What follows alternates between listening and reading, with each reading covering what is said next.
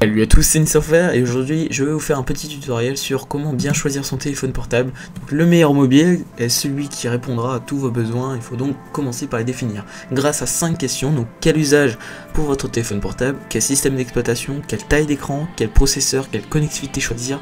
Tout ça on va voir dans la vidéo, mais aussi grâce à un site web meilleurmobile.com qui est un super site que je vous conseille, qui permet de comparer les prix, donc les téléphones, internet, tablettes, forfait, etc.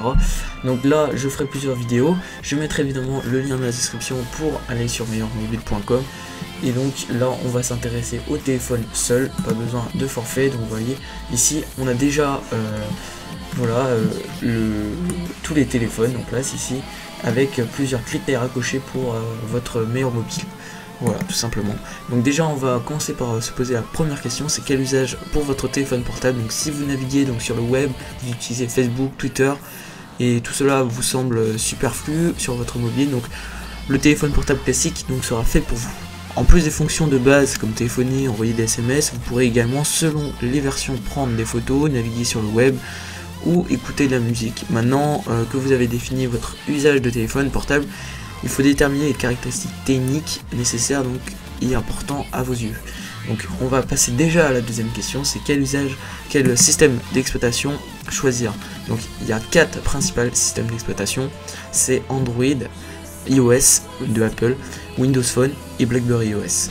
Donc choisir le bon smartphone donc équivaut également aussi à choisir le bon système d'exploitation, ou celui qui vous permettra donc d'utiliser au mieux votre téléphone. Donc le système d'exploitation impacte l'ergonomie du téléphone, dont son utilisation. Donc après il y a un des points les plus importants, et donc la qualité des applications disponibles. Donc plus il y a d'applications évidemment, mieux c'est. Donc là par exemple sur les 4 principales, sur Android vous avez 700 000 applications, vous avez beaucoup plus aussi de téléphones qui disposent de Android. Vous avez aussi iOS qui est très bien aussi, 700 000 applications mais qui est dédié qu'à Apple. Après vous avez aussi le Windows Phone qui est très bien aussi, c'est 100 000 applications, donc moins d'applications, 7 fois moins que les deux précédents, mais qui reste très bien. Donc après c'est à vous de voir si vous trouvez mieux le Windows. Après chacun son truc, voilà. Vous avez aussi le BlackBerry OS qui fait aussi 100 000 applications. Voilà, donc à vous de choisir, voilà. Avant de peut-être de choisir, c'est d'essayer en magasin pour voir ce que ça donne, si vous aimez le thème, etc. Voilà, donc maintenant on va passer donc comment non, j'oubliais, c'est donc ici dans les critères à choisir, hein, vous avez juste à cocher donc le système d'exploitation que vous avez choisi, donc ici l'OS ici. Donc vous choisissez un parmi tout cela ici, donc soit Android, soit Windows, etc. Vous pouvez cocher plusieurs si vous hésitez de toute façon. Vous voyez ici, entre parenthèses, c'est le nombre de téléphones que dispose un système, donc ce système d'exploitation. Voilà, donc Android il y en a 591 téléphones. Voilà. Donc après il y a quelques comme Bados, Symbian, enfin je connais pas très bien comme système d'exploitation, j'ai jamais été avec.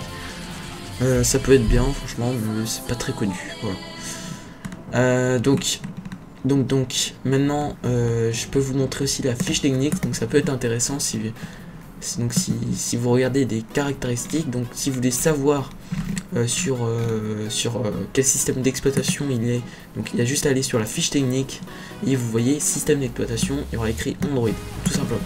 Donc maintenant on va passer à la deuxième question, c'est quelle taille d'écran choisir. Donc hormis quelques modèles avec des claviers complets AZERTY comme les mobiles BlackBerry, donc les smartphones possèdent un grand écran tactile simple d'utilisation, avec un accès aux différents menus rapides. Donc la prise en main et donc se fait de manière très aisée. Donc le truc c'est que vous avez donc des écrans de 3 à 4 pouces, donc qui est équivalent à un Apple iPhone 4S, voilà, qui fait 3,5 pouces. Donc ce format est plutôt compact, posséder l'avantage de facilité de prise en main. Donc il est très facile à mettre dans la poche évidemment, et puis il permettra également de voir des vidéos, photos, consulter des mails et surfer sur le web. Après il y a la taille moyenne, on va dire ça comme ça, c'est l'écran de 4 à 5 pouces qui est donc très bien. C'est juste le mieux pour donc surfer sur internet et jouer à des jeux, regarder des vidéos. Donc c'est un équivalent donc à un Google Nexus 4 si ça vous parle. Donc voilà, moi je trouve que c'est le mieux. Après chacun son truc, voilà, il passe aussi très facilement dans la poche. Maintenant on passe à une phablette. À partir de 5 pouces c'est une phablette, donc c'est plus de 5 pouces. Donc là c'est équivalent à une Galaxy Note 2 par exemple. Voilà, donc c'est plus de 12,7 cm à peu près. Et donc le truc c'est que ces phablettes sont juste énormes et sont capables donc de jouer à des jeux 3D et à faire des trucs juste incroyables. Mais après il faut se dire aussi que si ça passe pas dans la poche, du coup si vous avez une grande poche ça passe, vous prenez un smartphone comme ça et là nickel quoi. Mais si ça passe pas dans la poche, franchement choisissez plutôt de 4-5 pouces et la taille moyenne, c'est juste nickel. Voilà. Bon après vous faites comme vous voulez évidemment. Et pour choisir donc la taille d'écran ici dans les critères c'est à cocher, ça doit être pas de loin, donc quelle taille, voilà. Donc moins 3 pouces, voilà, là c'est des.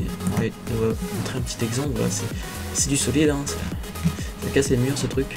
Donc voilà, vous avez aussi plus de 10 pouces et en plus 6 pouces.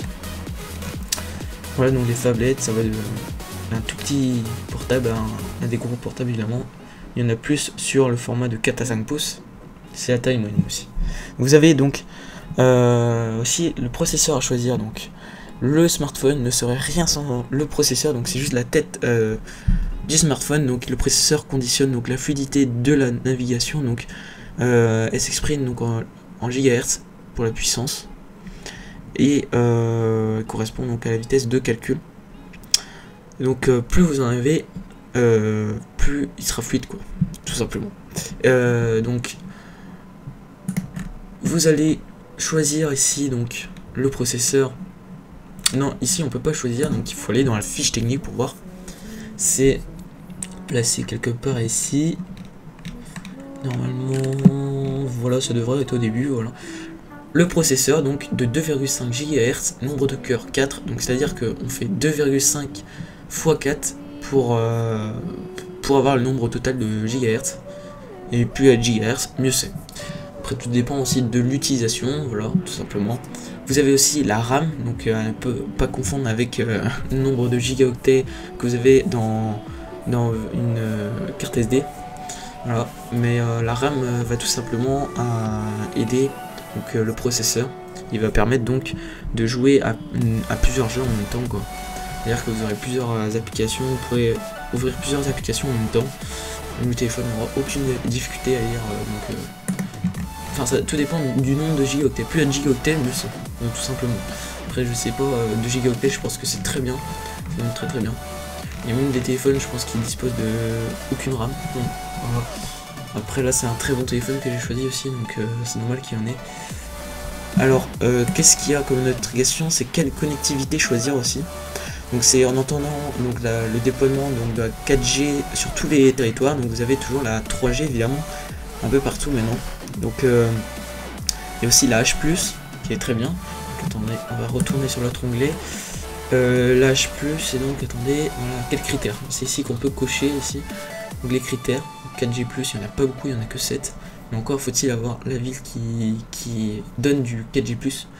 Et du 4G, H+, 3G+. Après évidemment sur tous les téléphones je pense que maintenant il y a la Wi-Fi. Donc avait averti, c'est voilà. Il y a aussi, mais ça c'est pour sûrement les BlackBerry.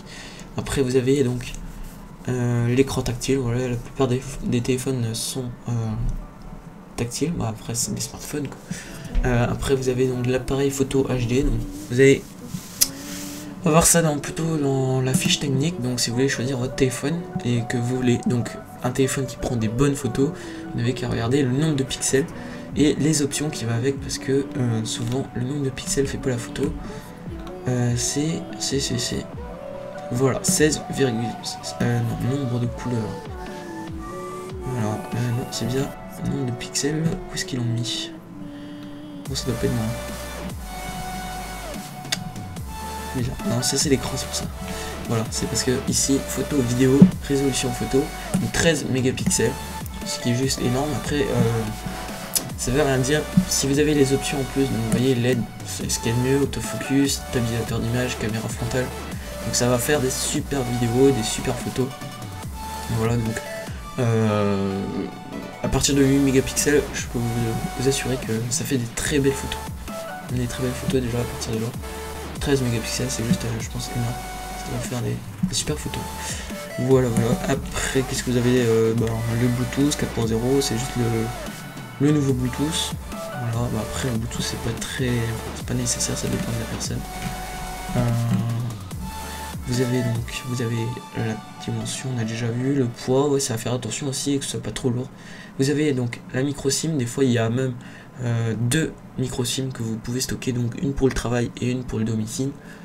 Voilà, voilà. Après vous avez donc qu'est-ce qu'il va faire attention, donc la mémoire interne c'est très important aussi pour stocker le nombre des applications, les photos, les vidéos.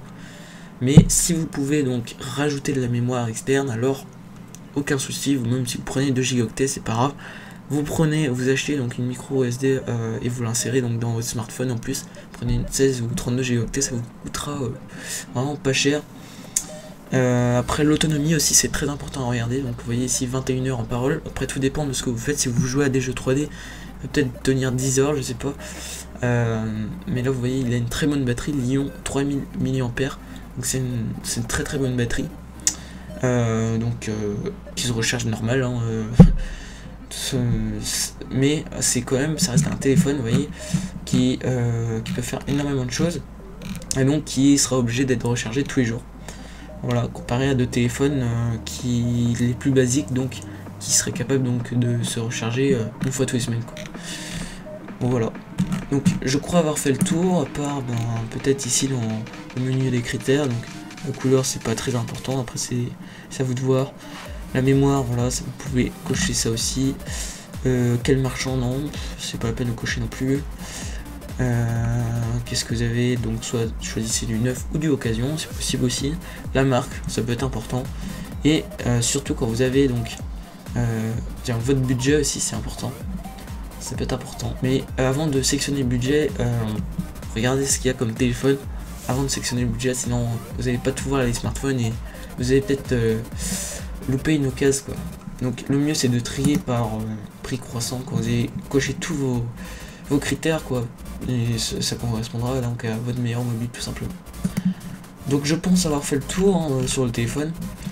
Alors maintenant si vous avez des questions, n'hésitez pas à laisser un petit commentaire, ça fera plaisir, un petit j'aime aussi.